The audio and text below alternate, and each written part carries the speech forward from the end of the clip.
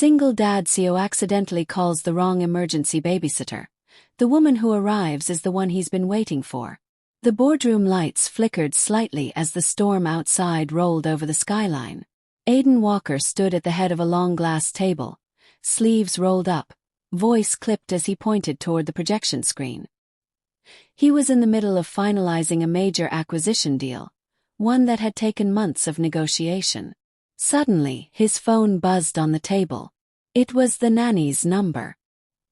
He frowned, excused himself with a brief nod, and stepped out into the hallway. "What is it, Marlene?" he asked. A panicked voice came through the speaker. "Mr. Walker, I'm so sorry. Cannot get to Mia tonight. My car broke down, and there's no way I can make it into the city." Aiden pinched the bridge of his nose. "You're telling me this now? My daughter is sick, and I still have another hour left in this meeting." "I called your assistant already," she replied. "She said she would arrange a replacement." He ended the call, took a deep breath, and walked back into the meeting. After giving quick instructions to his VP, he checked his messages. A single text from his assistant blinked on the screen. "Found emergency sitter. Lucy's sister on her way now." He pocketed the phone and left the office, stepping into the elevator with the calm of someone who lived in perpetual crisis control. 20 minutes later, he arrived at his penthouse. Loosening his tie, he walked into the soft glow of the apartment. Mia was curled up on the couch under a blanket, cheeks flushed with fever, clutching her favorite stuffed rabbit. She looked up sleepily. "Daddy!" He knelt down beside her, brushing hair from her forehead. "I'm here, sweetheart. You'll feel better soon." The doorbell rang. He straightened up and walked to the door, expecting the usual uniformed professionalism of one of Lucy's colleagues. Instead, a woman stood there, drenched from the rain, hair pulled into a messy bun, holding a small tote bag, and wearing a navy blue cardigan that looked more suited to a classroom than an emergency nanny call. She looked up at him, blinking water from her lashes. "Hi, I'm Lily Harper. I got a message saying someone needed an emergency babysitter." Aiden frowned. "You're Lucy's sister." She tilted her head. "Lucy. Well, I think this may have been a mistake." There was a long pause. Then Mia coughed behind him, a weak sound that twisted his chest. He opened the door wider. "Mistake or not, I need help right now. Can you stay? Just for tonight?" Lily hesitated, then nodded.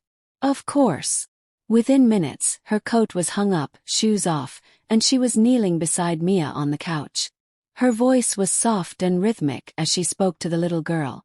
She checked Mia's temperature, helped her sip water, and whispered stories while rubbing her back. Aiden stood in the hallway, stunned.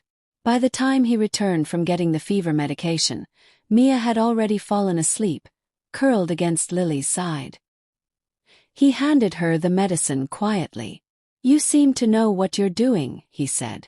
Lily smiled, not looking up. "I used to be a preschool teacher. I'm taking a break." He didn't ask why. He only watched as she gently shifted Mia onto a pillow and pulled the blanket up to her chin. Later in the kitchen, Lily brewed tea she found in the cabinet while Aiden sat at the counter, still trying to figure out how this stranger had calmed his daughter faster than anyone ever had. "I'm sorry again," Lily said. "I really thought the message was from a family I used to babysit for years ago. I just showed up." He shook his head. "You showed up when it mattered." They sat in silence for a moment. Then Lily glanced toward the hallway where Mia slept. "She's a wonderful little girl. You must be doing something right." Aiden let out a breath. "I try. Some days I feel like I'm just surviving. You're not alone in that." He looked at her closely, noticing the tired edge to her kind eyes. "You seem good at this. Are you sure you're not still a teacher?" She smiled faintly. "It's complicated." He didn't press. But something about her, her presence, her steadiness, unsettled the part of him that had learned to function without needing anyone.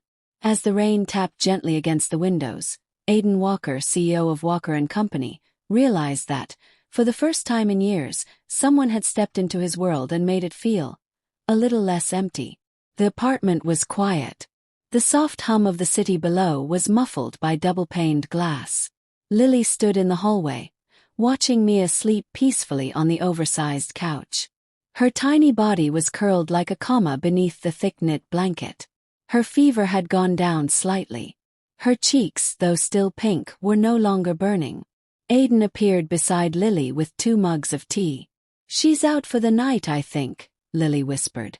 He handed her a cup. "Thanks to you." She accepted it, warming her hands. She just needed someone to listen. And probably a little ginger tea. Aiden chuckled, rare and brief. "I should hire you on the spot." Lily raised an eyebrow. "That would be quite the job offer. Considering I showed up here by mistake." "You showed up when no one else did," he said simply. They sat on opposite ends of the wide leather sofa. Between them, the city lights stretched endlessly, glittering and untouchable. Lily sipped her tea, eyes moving from the skyline to a photo on the console table. Aiden with a younger Mia, and another of a smiling woman. "She was beautiful," Lily said softly. Aiden followed her gaze. His voice dropped. "She was everything. I'm sorry. She passed away 2 years ago," he said. "Cancer. It was fast, too fast." Lily didn't speak. She just nodded, letting the weight of the moment settle.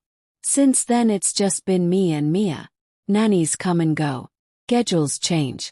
Life doesn't pause because you're trying to breathe again." "Do you get help? Family?" "Not really. My parents live across the country." Her parents? "It's complicated." "She's strong," Lily murmured, glancing at Mia. "Stronger than me some days." "You're doing a good job." Aiden looked surprised.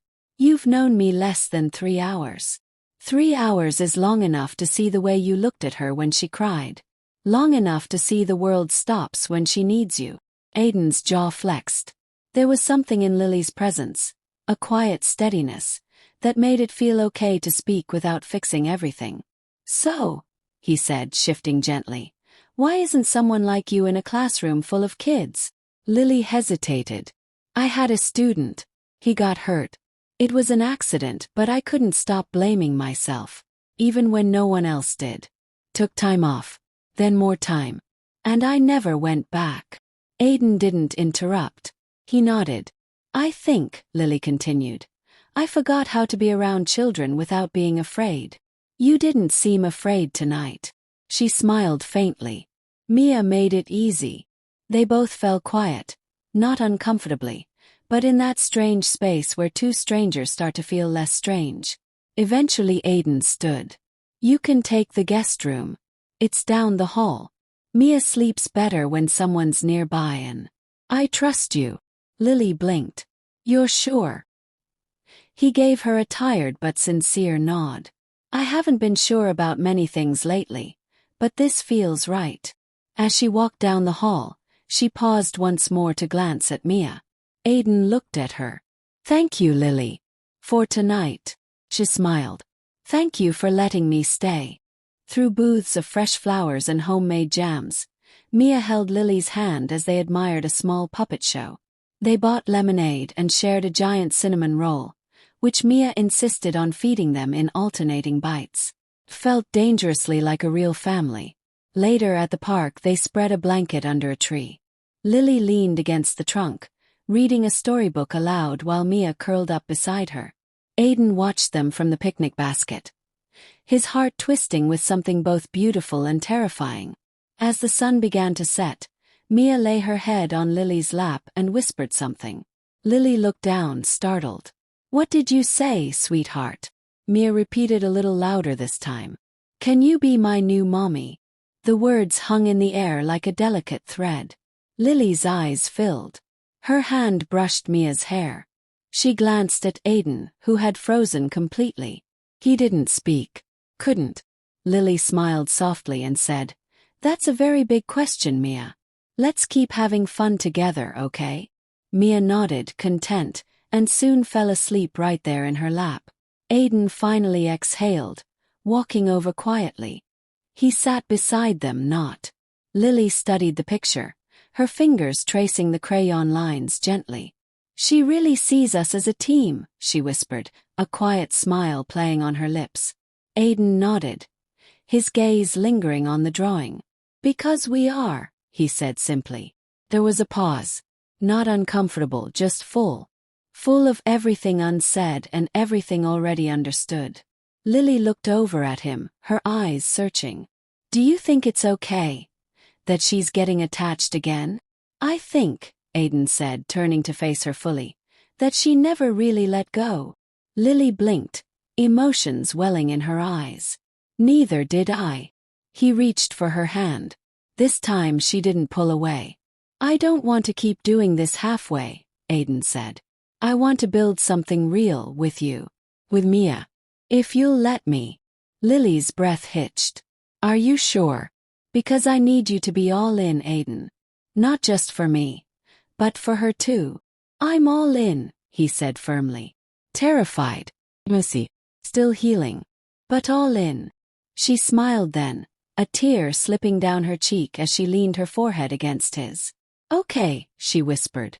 Then let's do this. They sat there for a long time, fingers intertwined, hearts finding a new rhythm. In the quiet of the room, with Mia's soft breathing in the background and a superhero drawing still clutched in Lily's lap, something beautiful settled into place. It wasn't perfect, but it was real, and that was more than enough.